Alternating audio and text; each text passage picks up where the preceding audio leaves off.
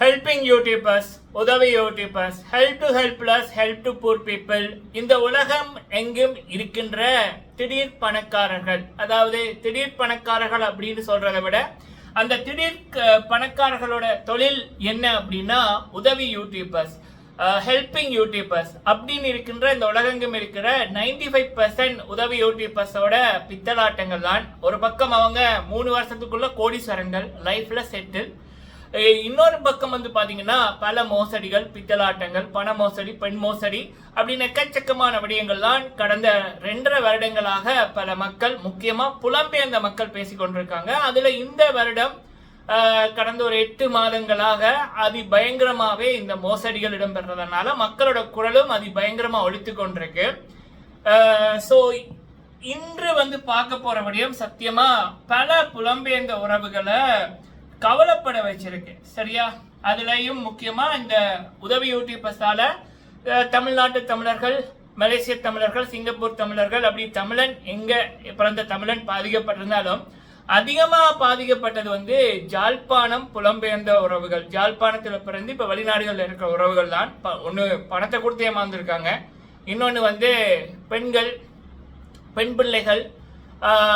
So அவங்க வந்து நிறைய பேர் தமிழ்நாட்டில் இருக்கிற ஒருத்தவங்க கூட போட்டிருந்தாங்க, வீடியோவை பார்த்து ஏமாந்து வீடியோவை பார்த்ததுனால அப்படின்னு அவங்களோட கதைகளை போட்டிருந்தாங்க. அதாவது இவங்களை ஒரு கதாநாயகனாவே வந்து பார்க்க ஆரம்பித்துட்டார்கள். போலியாக ஒரு வீடியோக்கு மட்டுமே அவங்க காசுக்காக ஏழைகளுக்கு இன்னொருத்தன் காசை வாங்கி கொடுக்கறது, அந்த வீடியோ யூடியூப்ல போடுறது மூலம் 10-14 லட்சம் ஒரு வீடியோக்கு ஏர்ன் பண்றது அப்படின்னு. ஸோ அந்த உண்மையில எல்லாம் இப்ப பல பேருக்கு தெரியக்குள்ள இந்த அசிங்கங்களையா கொண்டாடணும் அப்படின்னு மனசார வேதனைப்படுறாங்க. அப்படி இருக்கக்குள்ள இந்த நபர்கள் கோடீஸ்வரர்கள், அப்ப இவங்க காசு கொடுத்து பல விடயங்களை வந்து பரப்பி கொண்டிருக்காங்க. அதாவது இவங்களுடைய வளர்ச்சி பிடிக்காமத்தான் சில பேர் வந்து இப்படி இவங்களுக்கு எதிராக வந்து குரல் கொடுக்குறாங்க அப்படின்னு அதை கூட பொறுத்து கொள்ளலாம். ஆனா வேற சில பேர் என்ன சொல்றாங்க அப்படின்னா, இந்த பிரபலமா திடீர் பணக்காரர்கள் 3 வருடங்களுக்குள்ள கோடீஸ்வரங்கள், குடும்பமே வந்து லைஃப்ல செட்டில். எந்த உதவி யூடியூபரை நீங்க எடுத்தாலும் 95% 3 வருஷத்துக்கு முதல் எங்கேயோ வந்திருப்பாங்க. இப்ப வந்து பாத்தீங்கன்னா கனடாக்கா ஓகே டிக்கெட்டை போடு அப்படின்னு போயிட்டு வருவாங்க. ஆனா இப்ப பதவியில இருக்கு இவன் ஒரு நடிகரோ இல்ல பதவியில இருக்கிறவங்களோ கனடாக்கு போறேன்னா அவ்வளவு செலவாகும். யாருப்பாங்க 1 வருஷத்துல 2 தடவை கிட்ட கனடாக்கு போயிட்டு வந்திருக்காங்க.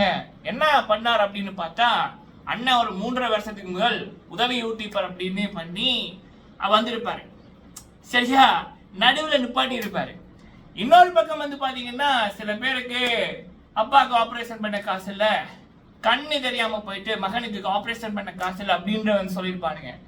பாத்தீங்கன்னா அது அந்த வீடியோ போட்டு ஒரு 1.5 வருஷம் 2 வருஷத்துக்குள்ள 4 மாடி வீடு, காரு, கைகள் நிறைய நகைகள், கம்பெனிகள், 2-3 பிரான்ச்சில் கம்பெனிகள் அப்படின்னு இப்படியான விடயங்கள், சரியா?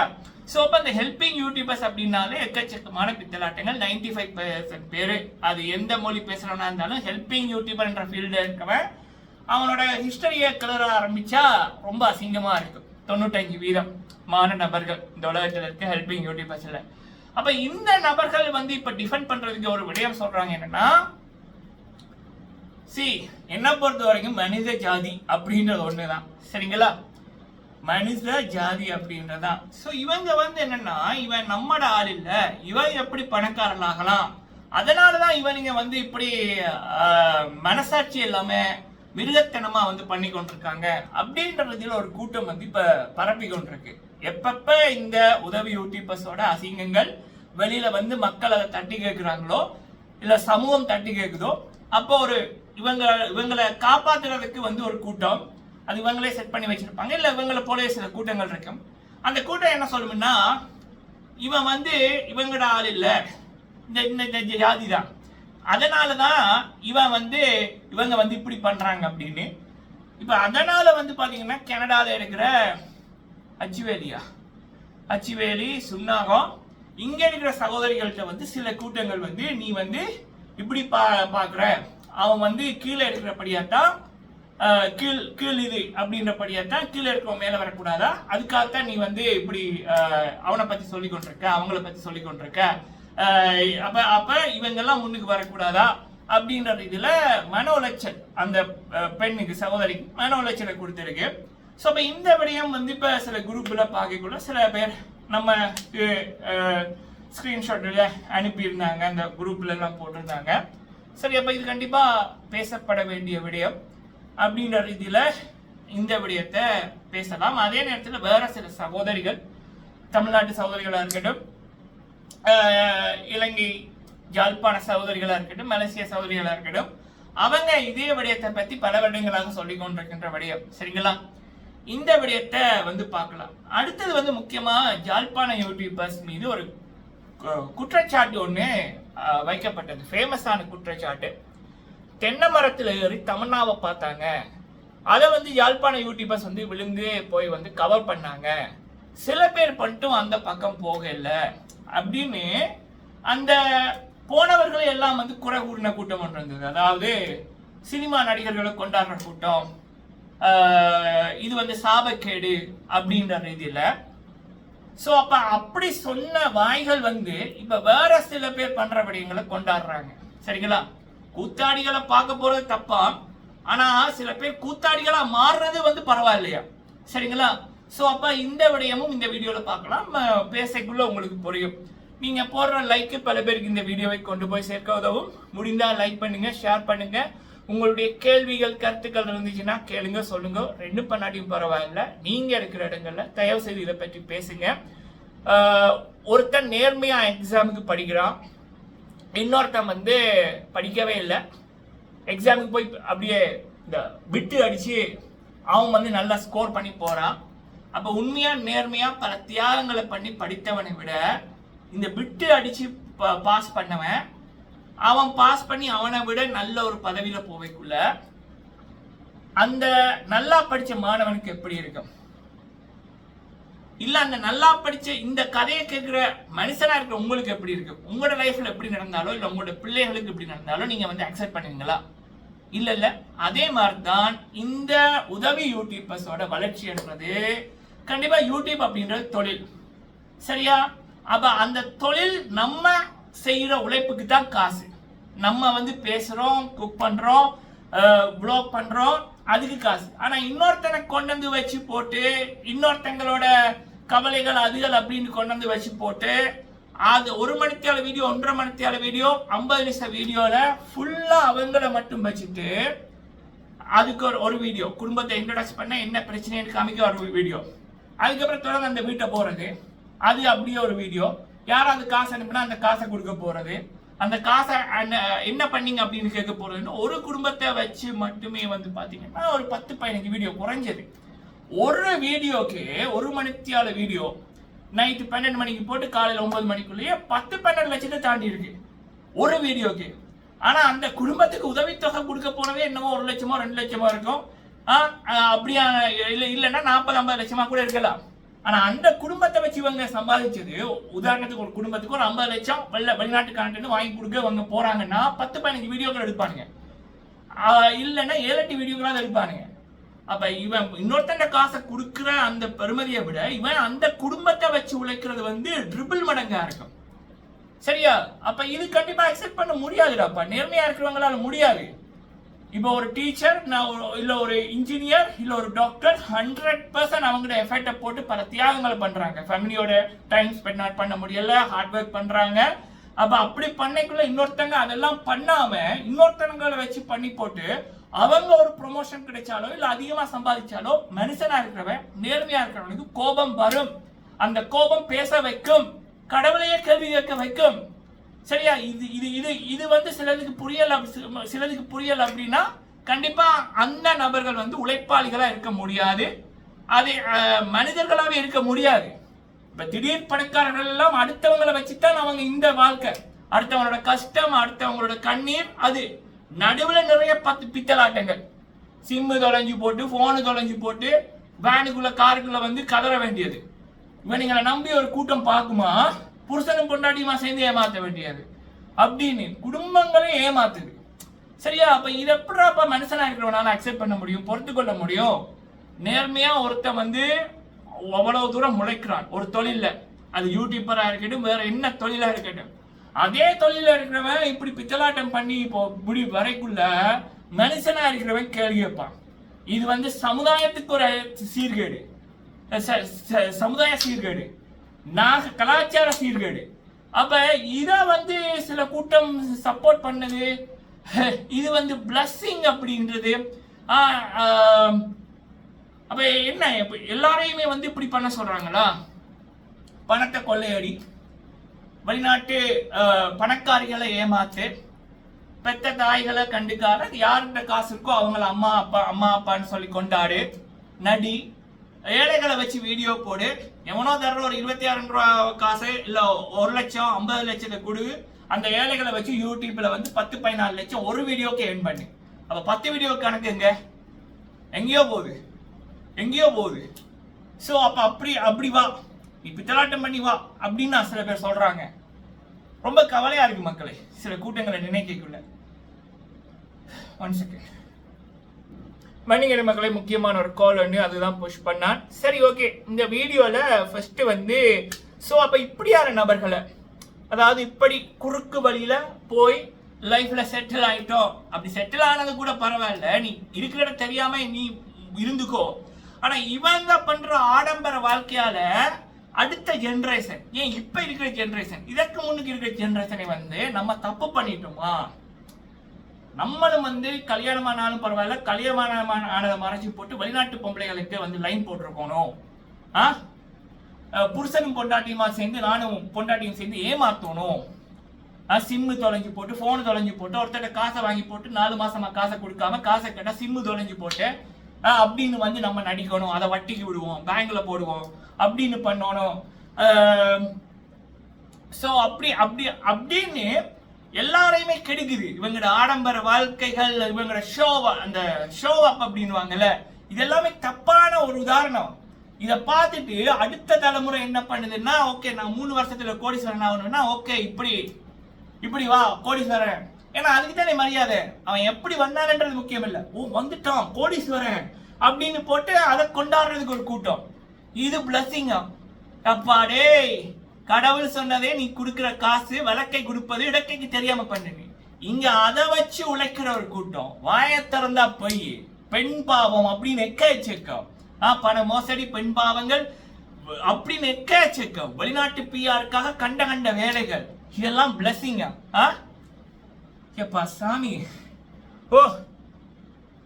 சோ அப்ப இப்படியான நபர்களை நல்ல மக்கள், இது தப்புப்பா, இப்படி பண்ணாதான், நீ எங்க பேசுங்கடாப்பா, என்ன நடக்குதுடாப்பா அப்படின்னு இந்த உலகத்துல இருக்கிற பித்தலாட்டக்காரர்களை, அதுவும் ஹெல்பிங் யூடியூபர்ஸ் அப்படின்னு இருக்கிறவங்கள, கண்ணு தெரியாம போச்சுன்னு 1.5 மாசம் வீடியோ, அப்பங்க ஹாஸ்பிட்டல்ல காசு இல்லைன்னு 1.5 மாசம் வீடியோ, குடும்பமே நடிக்கும், ஆத்தாக்காரிக்கு சோம் இல்ல, இங்க சோம் இல்ல, சிம்மு தொலைஞ்சு போட்டு, அது தொலைஞ்சு போட்டுன்னு அப்படியே ஒருத்தன் பண்ணல அப்படியே எல்லாரும் பண்ணி கொண்டிருக்கானுங்க. நடிப்பு.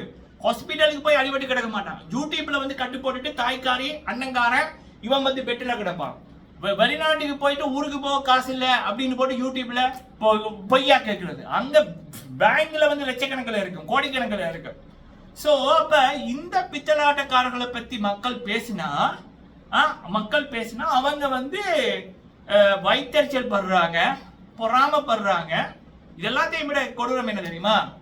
அவன் வந்து கீழே இருக்கிறவன், இவங்க மேல இருக்கிறவங்க ஜாதியை சொல்றேன், என்ன பொறுத்த வரைக்கும் மனித ஜாதி, சரியா? அதுதான் ஒண்ணு. பட் இதுங்க எப்படி டிஃபைன் பண்ணுதுன்னா, இவன் கீழே இருக்கிறவன், அப்ப இவங்க வந்து மேல வந்தது பிடிக்காம தான் கலர்றாங்க அப்படின்னு போட்டு அதை பரப்புறது.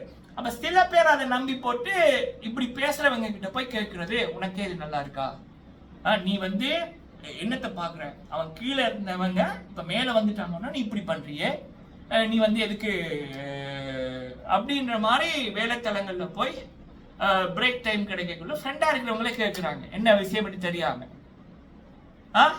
சோ மக்கள் சில பேருக்கு எதிராக, சில பித்தலாட்டக்காரர்களுக்கு எதிராக, அதுவும் ஹெல்பிங் யூடியூபர்ஸ் அப்படின்னு போட்டு 95% பேரு உலகத்துல இருக்கிறவங்க, அவங்க பண்ற அட்டுழியங்கள், அநியாயங்கள், மனசாட்சி இல்லாம அவங்க பண்றாங்க, சரியா? அப்ப அத வந்து மக்கள் வந்து நியாயப்படிதான் கேட்கிறாங்களே தவிர அவன் கீழே இருக்கிறவன் மேல வரக்கூடாது, இவன் எல்லாம் வரக்கூடாது அப்படின்னு எந்த எண்ணங்களும் இல்லை. சரியா? ஒருத்தன் நேர்மையா ஒருத்தன் படிச்சு எக்ஸாமுக்கு எழுதைக்குள்ள இன்னொருத்தன் படிக்காம விட்டு பார்த்து எழுதுறா அப்படின்னா அந்த நியாயமா படிச்சவங்களுக்கும் சரி, அவனை போல நியாயமா எக்ஸாம் எழுதுறவங்களுக்கும் சரி கோபம் வரும். அந்த பிள்ளைகளோட பேரண்ட்ஸுக்கு வந்து கோபம் வரும். இந்த நல்லவங்களை என்கரேஜ் பண்ற சமுதாயத்துக்கும் கோபம் வரும்.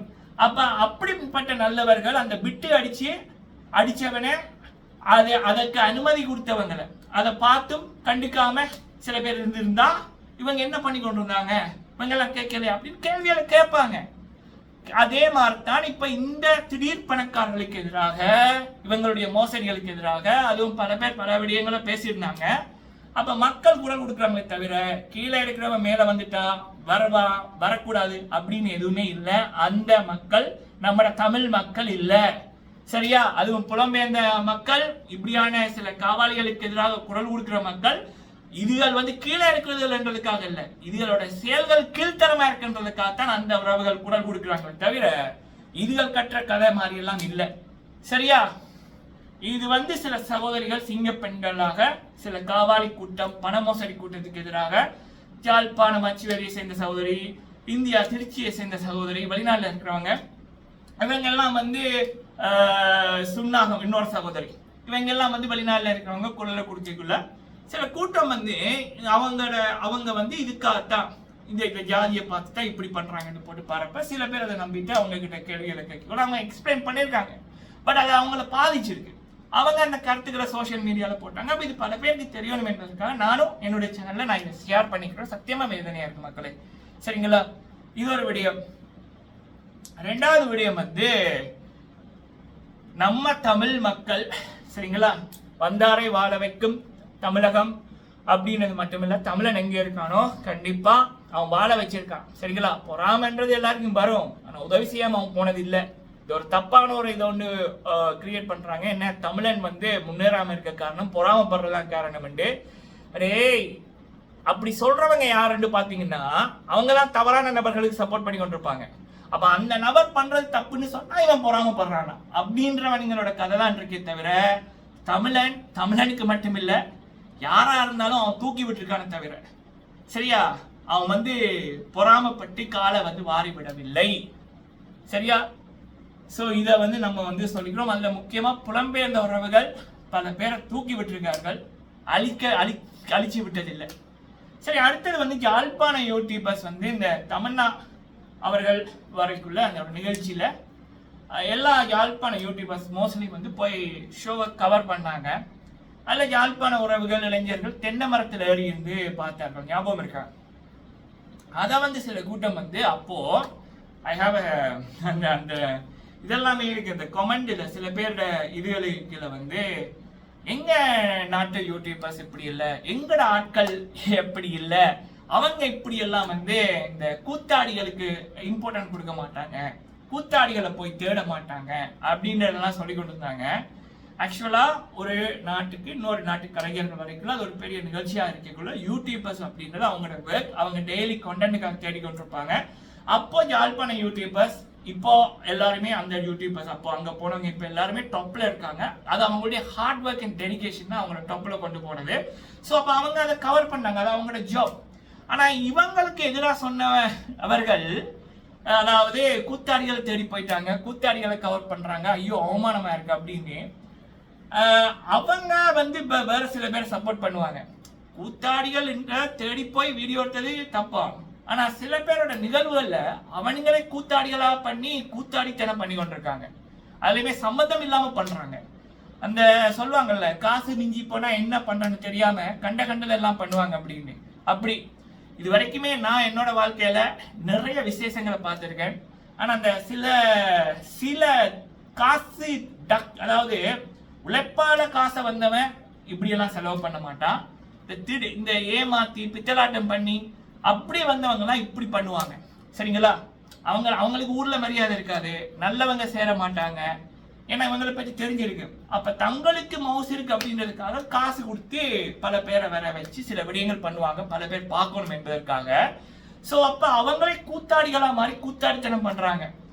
இவங்களை நேசிக்கிற கூட்டம் ஒரு டைம் வந்து யூடியூபர்ஸ் அப்படின்னு இருக்கக்குள்ள அது ஒரு ஜாப். அப்ப அந்த ஜாப்ல ஒரு ஃபேமஸான ஒரு நிகழ்ச்சி நடக்கக்குள்ள அதை கவர் பண்ணவர்கள கூத்தாடிகளை தேடி போயிட்டாங்க அப்படின்னு குறை சொன்ன கூட்டம் இப்ப இவனுங்களே கூத்தாடித்தனம் பண்ணிக்குள்ள அதை குறை சொல்லாம வாழ்த்துது. சோ இதுதான் மக்களே, நல்லவர்களை சப்போர்ட் பண்றவங்களோட எண்ணங்கள் நல்லா இருக்கும், சரியானதா இருக்கும். ஆனா கெட்டவர்களோட சப்போர்ட் பண்றவங்க அவனுங்க என்ன சொல்றது, வேஸ்ட் ஆஃப் டைம் தான் சொல்லணும். இது வந்து இன்று நம்ம தொடர்ந்து பேசுற இந்த பிரபல உதவி யூடியூபர்ஸ் உலகெங்கும் இருக்கிற பிரபல உதவி யூடியூபர்ஸோட அசிங்கங்கள் பித்தலாட்டங்கள் தொடர்பாக மக்கள் பேசுற கருத்துக்களோட அடுத்த கட்ட அப்டேட். நீங்கள் உங்கள் கருத்துக்களை சொல்லுங்கள். நன்றி.